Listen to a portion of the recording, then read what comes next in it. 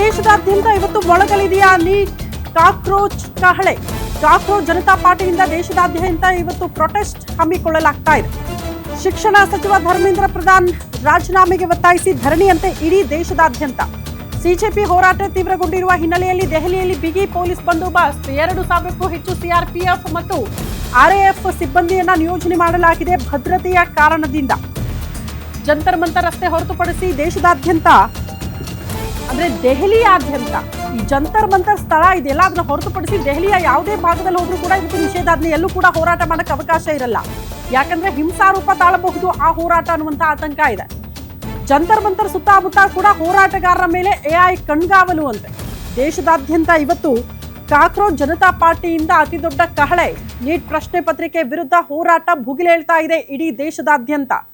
But ಅದಕ್ಕೂ ಮುಂಚೆ ಸಭೆ ಮಾಡಿ ಏನಾದರೂ ಸಂಧಾನ ಆಗಿ ಹೋಗುತ್ತಾ ಸಿಜೆಪಿ ಪಾರ್ಟಿ ಜೊತೆಗೆ? ಕೇಂದ್ರ ನಾಯಕರು ಯಾರಾದರೂ ಬಂದು ಸಂಧಾನ ಮಾಡ್ತಾರಾ? ಇದು ಪ್ರಶ್ನೆ ಇದೆ.